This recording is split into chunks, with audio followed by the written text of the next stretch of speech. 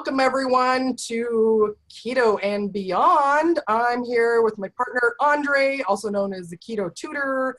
And we have a very special guest today. I'm so excited to talk to him. Robert Orion Sykes, you might know him as Keto Savage online. Oh man, this guy is a lifetime natural bodybuilder, and we got a lot of stuff to talk about, so I can't wait to dive in. So welcome, Robert. Hey, thanks for having me. I'm excited to be here. Let's dive on in. Yeah, so lifetime bodybuilder, come on, like, did you come out of your mama's womb, like, already, with guns and stuff and six pack, or what do you mean by No, no, no, no.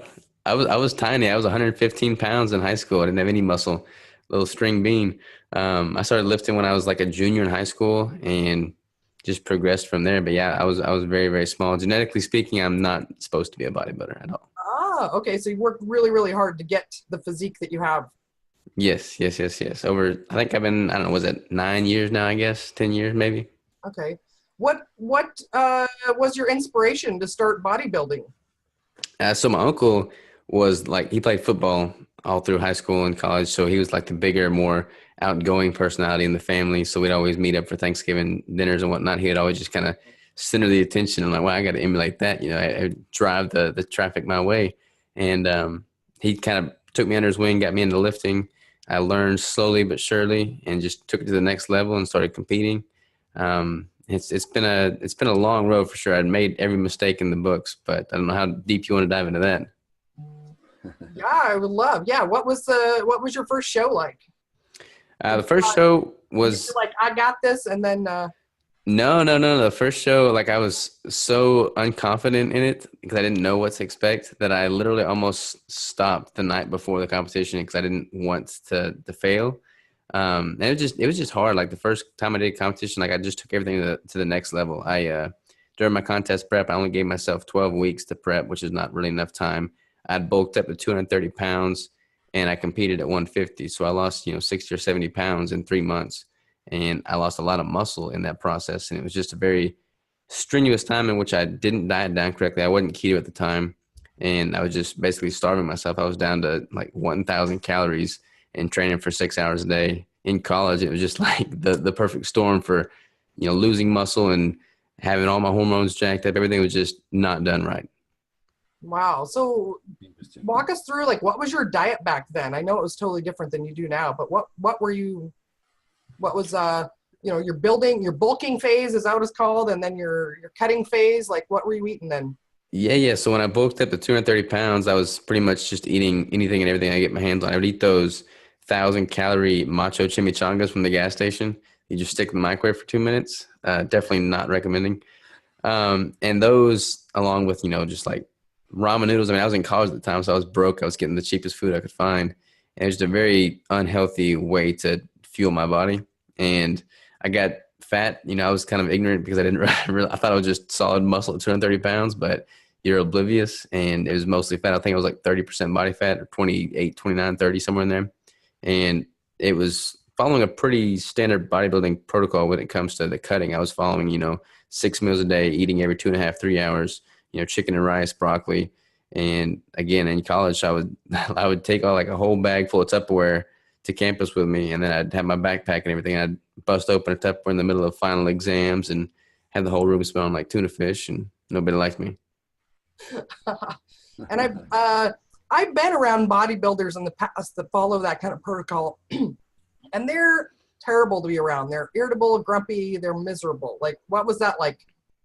Yeah, so it's kind of it's pretty typical, honestly. Like when you go down, and again, I did that competition all wrong, but even when you don't go that low in your calories, typically speaking, bodybuilders will have their protein very high, their fat very low, and their carbs will taper out throughout the process.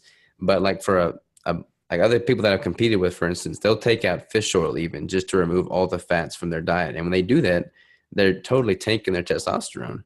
I mean, fat and cholesterol is precursor to testosterone. So you take all that out and then your hormones tank.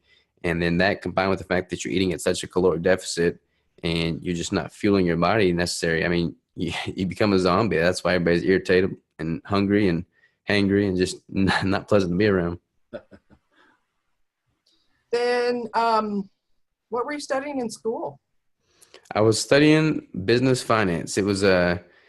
it was, I don't know, it's funny. You go to school having these anticipations of what you're going to do with that degree. I thought I was going to be on Wall Street. Lo and behold, I'm keto savage making nutritional plans. So definitely not on Wall Street, but I'd much rather be doing this than that in the first place. So it's all good. Nice. So walk us through then the next 9 years. Like, how did you go from that approach to finding keto?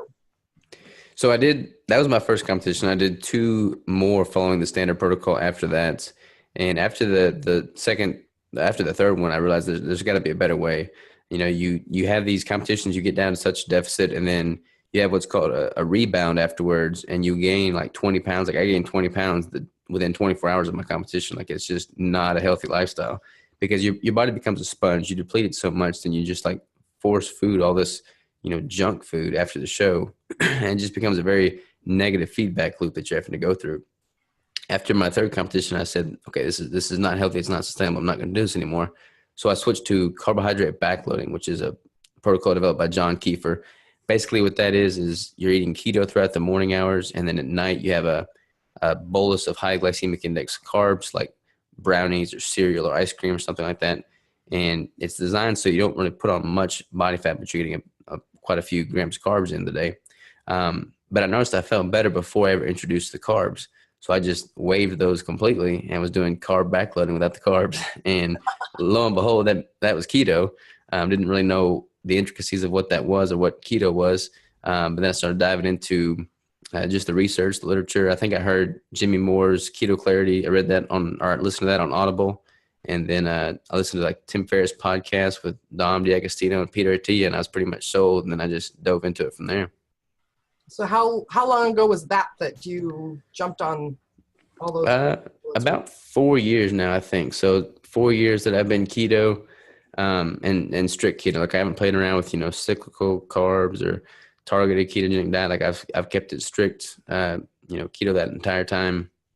A lot of people want to introduce carbs and try and assume that, you have to have this metabolic flexibility to improve your performance. But I argue the opposite in that if you allow your body to fully adapt to keto from a strict macro ratio perspective, your body becomes more efficient at that. And, I've not had any problem putting on muscle with strict keto and no carbs.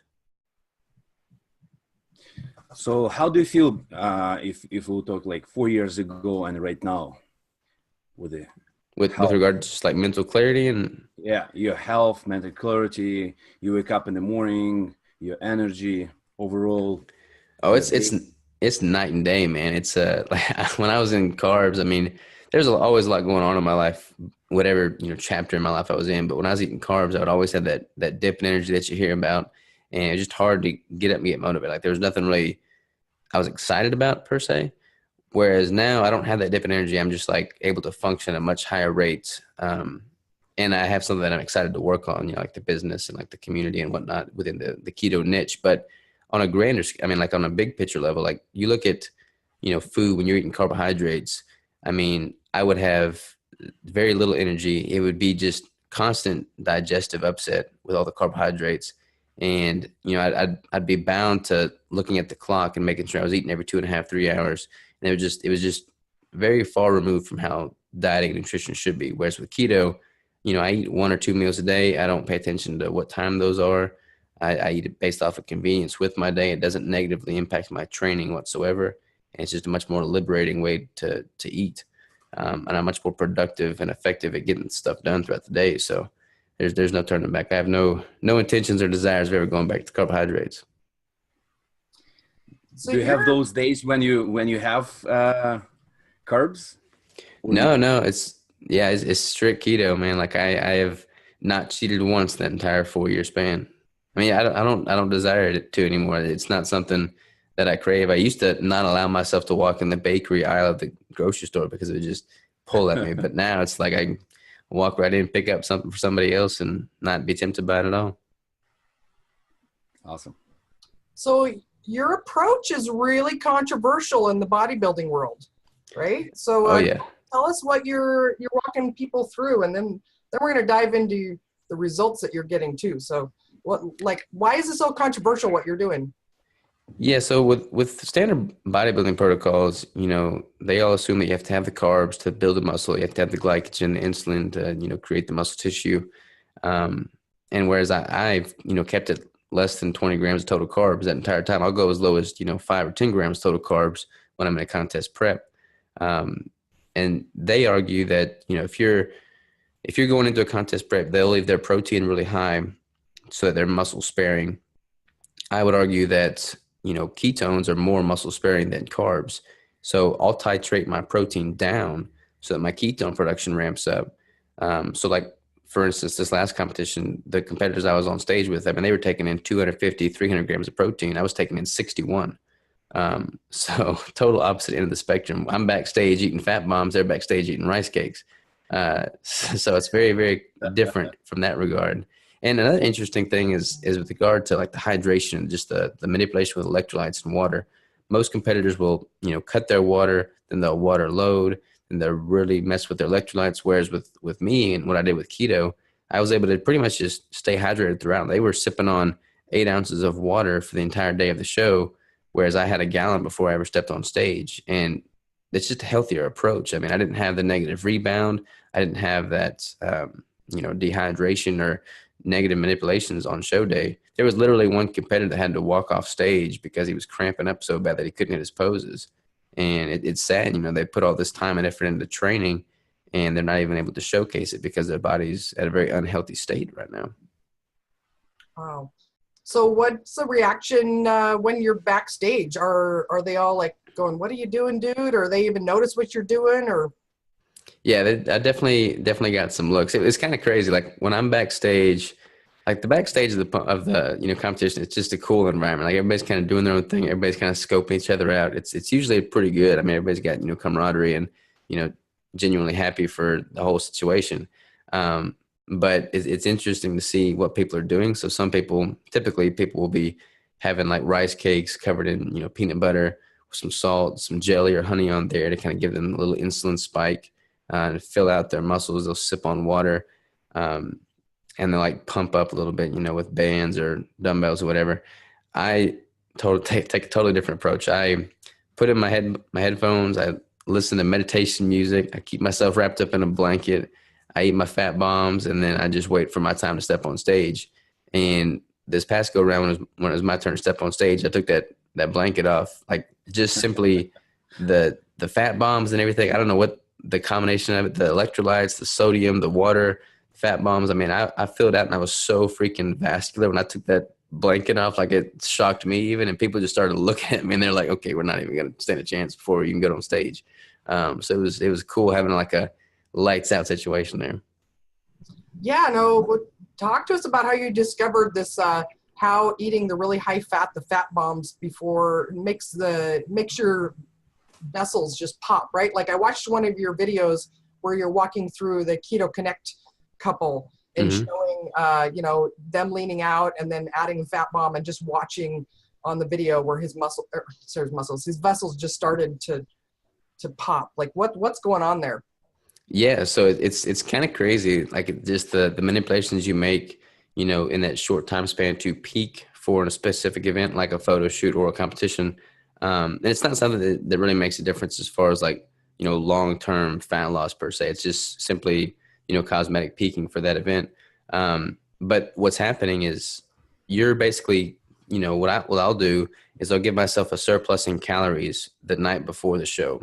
And that allows my body to fill out, soak up all those calories because I'm in a deficit. So my body is like a sponge. So if I figure out the right ratio of macronutrients and give that to my body, then it soaks it all up and fills out. The muscle bellies fill out more. I just have a fuller look. And you can make a mistake. Like most competitors will do that with just a ton of carbs. They'll have, sometimes as much as 1,000 grams of carbs the night before the show. And it's kind of dangerous because if they don't have the right ratio or their electrolytes aren't right, or their water's not right, they'll spill over, which basically means all the water will sit in their subcutaneous layer of skin, blocking all of the definition they have. And they look, just really watery.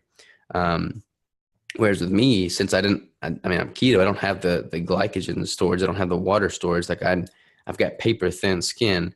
So it's really easy to fill out and showcase that vascularity. So the increase in calories coming predominantly from fat with the right ratios and just a little bit more sodium the night before, you really, really fill out and you don't have any, risk of blocking that vascularity. So it was I don't know how I came up with that. Just trial and error, honestly. Yeah, it's like the fat is trafficking through the blood vessels and the fluid and things, and so you can see that. And you know, Yeah. people are listening to this and they don't know, like, just give us a glimpse of, like, what's the goal on stage? Like, what are the judges looking at? What are they judging you on? Several different criteria, you know, that you want to have good shape, good symmetry, good proportions. You want to have really good definition.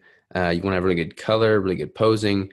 It's not like a strength-based competition. It's all based off of, you know, cosmetic, appearance. But that's the result of, you know, what the work you put in the 4, 5, 6 months leading up to that competition. So you want to make sure everything's just in line. You want to make sure your definition is good. A lot of people come to stage thinking, you know, they want to have size over definition, which is always kind of a mistake in my opinion. I feel like if you come in shredded, the judge's eyes are always going to gravitate towards that. I want to come in I want to redefine shred. Like that was my goal when I came in this last competition with keto. I wanted to redefine what was possible as a natural bodybuilder. And you know, when you come in and you've got freaking veins in your glutes, you know, you're doing something right. Interesting. You inspiring me already to become a bodybuilder. Hey, it sounds like you've got a pretty well-versed background in all kinds of athletics. Go for it, man. But I think if people who's in bodybuilding stage, they're listening to you, and I think you change so many people's minds right there. So I hope so. Tell me, is it really about eating fat or it's about controlling carbs? What is controversial here? Because many people saying eat more fat. I think it's a symbiotic relationship between the two. Like it's a combination of both. There's no, you know, one way approach to nutrition. It's just all built off of each other. So I keep my carbs really, really low, but then I also increase my fat ratio. Like I personally gravitate towards about a 78 to 81% of my calories coming from fat.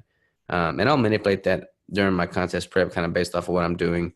And everybody's got their own protein threshold, so you have to find that too. But I don't really advocate that people try and do a ketogenic diet for competition prep and then try and manipulate carbs there at the end. Like that's a common mistake. A lot of competitors that follow a traditional carb-based protocol will drop their carbs a lot there at the very end because they didn't give themselves enough time to cut down. Then they'll be like, you know, removing all their carbs, doing a whole bunch of cardio, and then they'll think that they're keto, but their protein's still at 300 grams, which is not keto. And then at the end, they'll reintroduce carbs back. The whole point of what you're trying to do with the contest prep is to, one, give yourself enough time to let your body, you know, transition into that degree of definition and leanness without sacrificing any muscle. But then to not have to do any crazy drastic changes the night before the competition or leading up to the competition. Like if you do everything right, you know, gradually going into it, you could just coast into it and look amazing as opposed to trying to do some last minute, you know, miracles. Awesome. Do you think this approach is applicable for men as well as for women? Yeah. I've got a bunch of clients and I've had clients, male and female. There's a couple differences, but the principle is the same. On average, I noticed that women tend to operate a little bit better with even a higher fat ratio than men. I've taken some of my female clients as high as, you know, 85 or 86% for a very short window there at the very end. But yeah, as far as the ketogenic approach to the contest prep, absolutely, male and female both benefit. So what were your results then? It happened. It was it was pretty good. I won my division. I won the overall title. I got my pro card. And I did it all with keto, you know, when everybody told me I couldn't. So I could not have been happier. Awesome. That's so awesome. And then, okay, so tell us about this lady in your life and how you met her, Crystal Love, and what results she got. All right, we'll dive into the Crystal relationship. So Crystal, actually a little bit more backstory here. After I graduated college in 2014, I got a job in management at the railroad in Washington State. So I moved up there for that. And I bought a house 2 blocks down from this coffee shop. And I'd like coffee, you know, so I'd walk up there and get some coffee. And she was a barista at the time at the coffee shop. So her and I started talking. I started drinking a lot more coffee, and we kind of hit it off. And I'd never been in a relationship before. I always convinced myself that I had to, stay single and focus on business and life in order to get ahead before I could involve myself with a woman, as they would just slow me down. That's what I thought anyways. And, developed a relationship with her. We had like a couple rocky parts there. I left her for 3 months because I kind of went back to that way of thinking of had to establish my business first. But, wised up to the fact that I made a mistake.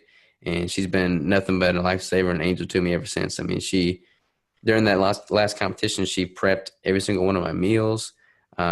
She's just been a rock star. And then she did her competition. I trained her for her first competition, which she did this past April, and she won.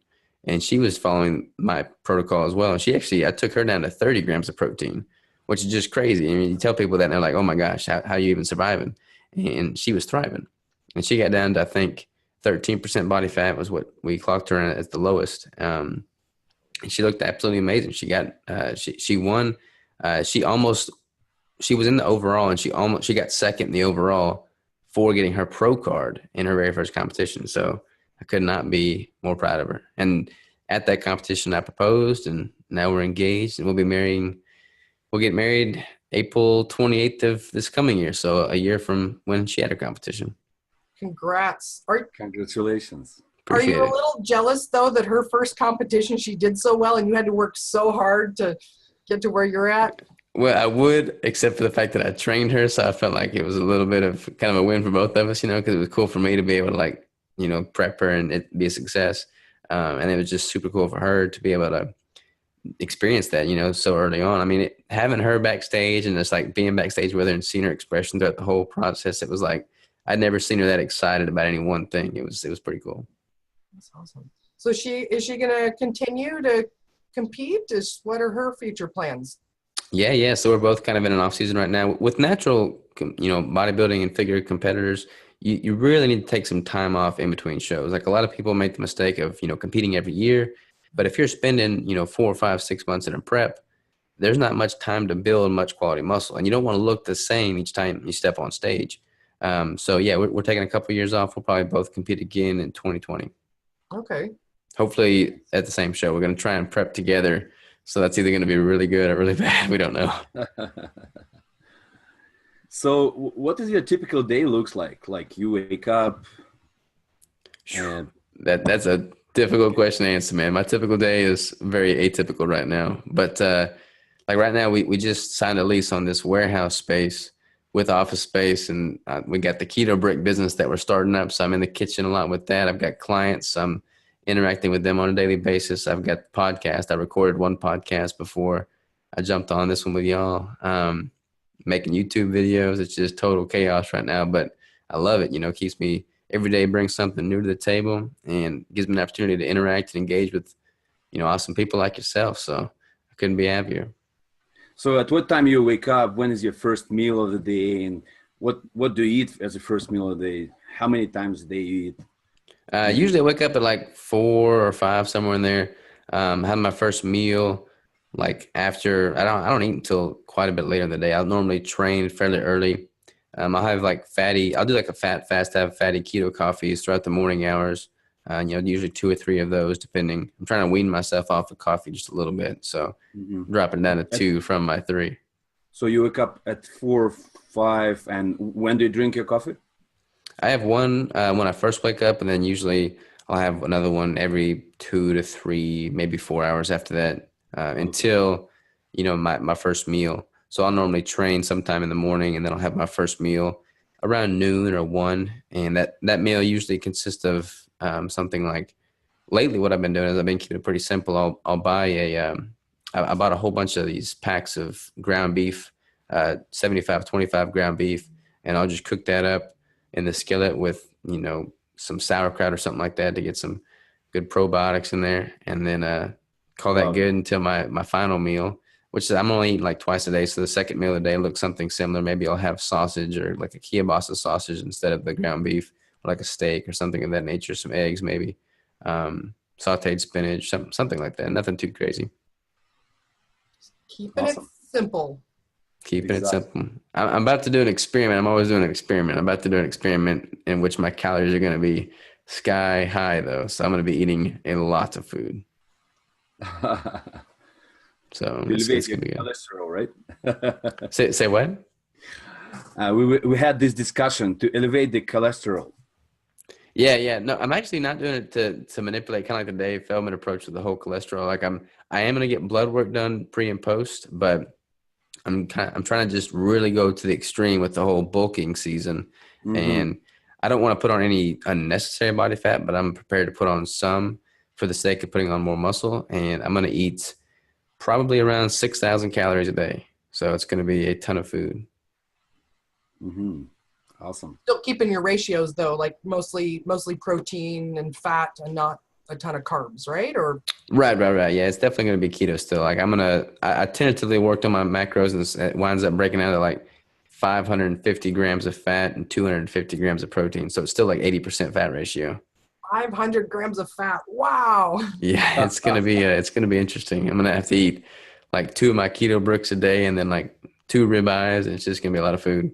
Oh, so if people listening for first time, like who heard about keto but they never tried, what would you recommend would be the first step for them? I mean, it's kind of a dangerous answer because like a lot of people they get on the internet and they just start Googling things and they have paralysis analysis, and you don't know where to start because there's just so much information out there. But I think, spending some time just doing some digging and kind of seeing the general premise of what keto is, like so many people go into it, they don't have a clue. They just heard somebody else talk about it and they want to dive into it. And they get kind of started off on the wrong foot.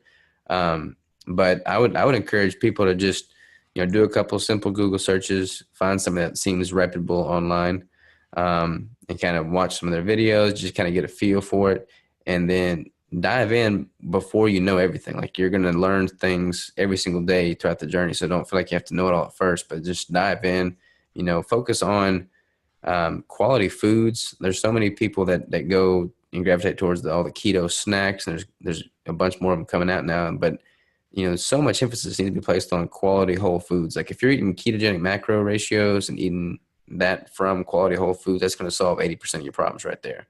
And then from there, you can kind of refine things and tweak and make adjustments to really hone in that last 20%. But just diving in and focusing on quality foods is huge. Great tips. Now you mentioned your keto bricks. Tell us what those are and how they came to be. So those were something I never really intended to be a product in the first place. I made one of those for my competition prep this past year. I wanted something that hit my macro ratios really easily, was shelf-stable, because like most of your fat bombs, they're going to melt on you. They got like a coconut oil or butter base, and they're going to melt on you. So I just wanted something that was convenient and just took the guesswork out of my meals. So I made this thing. I didn't have a name for it at the time, and it worked perfect. And I had it on a YouTube video. And somebody was asking about it, and they didn't know what the recipe was. They wanted to be able to purchase it. And I'm like, well, it's just this thing I'm working on, nothing special. And then more and more people started asking about it. I'm like, well, shoot, I'll just try and make a food product. Don't know anything about that, but we'll dive in and see what we can learn. And lo and behold, it's become a pretty successful little business. We're growing month after month and just trying to make something out of it and learning as we go, having fun with it. But it's 1,000 calories, 85 or 81.5% fat ratio, 90 grams of fat in it. So it's a pretty beastly little bar. It's not like a Quest bar. It's 150, 200 calories. Nice. And you're blowing out every time you guys manufacture them. You're just sold out right away. Yeah. Like our last batch was our largest batch yet, and we sold out in 7 minutes. I mean, it's just crazy. It's cool because I've got an audience that's, loyal and supportive enough to just jump on like that and even want it in the first place. Like nothing that I do would be possible without the people that I have behind me. And it's just so cool to be able to make an impact and have them behind me and add value to their lives. I mean, it's just the most fulfilling, rewarding thing I could ever ask for in life. Awesome. It's pretty cool. So audience for this product will be more from fitness world or anyone in ketogenic community? I mean, honestly, it's like I made it for me when I was in a performance mode. So it was kind of with that intention, but I mean, it's pretty universal as far as the applications that you can use it for. I mean, people will use it, like if they're traveling, if they're on the road, as opposed to going to a gas station and getting something that's subpar as far as nutrition goes. Or I've had a lot of positive feedback in like the backpacking community. They want something that's really calorically dense, but does not take up a lot of space or need to be refrigerated. So it's been pretty well received there. And anybody that wants a smaller portion size, they'll just melt it down and then pour it into smaller molds, and they can kind of like subdivide the macros. But yeah, it's been pretty well received in pretty much every different, keto niche. Nice. So where people can find more information about this? It's got its website, ketobrick.com. And then my website's ketosavage.com. But yeah, Keto Brick, Keto Savage. Yeah, so they'll be able to find the bricks there, no problem, whenever they're in stock anyways. It's a really nice name, ketobrick.com. I like it. I appreciate it. Yeah, we're excited about it. It's like I said, we don't have a clue what we're doing. We learn something every day with it, but it's fun. We got into it to have fun, so we'll keep doing it until it's not fun anymore, which hopefully doesn't happen. Definitely. Yeah. Well, I think Andre, we're kind of ready to wrap this up. I was just going to ask Robert if he had anything else that he was hoping we would ask him about, or that he wanted to share with our listeners, viewers. This video, right? Not just audio? It's going to be both. Yeah. Whew, I didn't know. I just came back from the gym all sweaty over here. Yeah, as far as, like any parting thoughts that I can leave, it'd just be to encourage people to have a long game approach. I'm always talking about that in all my videos and everything, but having a long game approach to your nutrition, your relationships, your life, your fitness. So many people get into something for short-term gain. They sell themselves short because they don't see what they're wanting to see in a very short time period. But if you chip away at it day by day by day, and that sounds like very broad, it's very kind of hard to fine tune that, but every success I've ever had in life has been just because I knuckled down on something that most people didn't want to deal with for an extended period of time. So I just encourage people to enjoy that continual grind of that long-term process, and they'll see the success they want to see. I love that. That is long-term focus, right? Like we're on our journey and you've got the rest of your life to enjoy all of this. It's not a short-term game. I love that. 100%. Yeah, exactly. Execution is a huge part of this. Yeah, execution is everything. Yeah. Absolutely. Yeah. Well, it was a pleasure to communicate with you and learn from you, because I think, as I said, like so many people will be inspired by hearing your story, and especially for those who want to try to compete in bodybuilding. I appreciate it. I think, honestly, I'm just excited from a bodybuilding perspective because there's so much, just unhealthy, wrong information out there now. So if more competitors can gravitate towards this lifestyle and see the success that I have with it and do so in a more sustainable fashion, then, I'm all for it. Yeah. I've got one closing question here. If today was your last day on the planet, the meteor's coming, it's going to wipe us all out, what's going to be your final meal? Oof, that is a very good question. Probably my dad's smoked ribs. Ooh. Or brisket, one of the two. Or lamb. They just slaughtered some lamb today, so we have fresh lamb at the house now too. So it's one of those three for sure. Or all of it. Or all of it. Yeah, it's my last day. I might as well go out with a bang. Yeah, you don't have to follow anything then. Yeah. That's great. Robert, thank you so much for being here. Thank you for sharing all this. Thank you for the work that you're doing, and it's been a pleasure. Thank you. I really appreciate the opportunity, and thank you for what y'all are doing. Y'all are making waves as well, so keep doing what you're doing. Thank you, Robert. I appreciate it for your time. Take care. Hey, thanks for listening, everyone.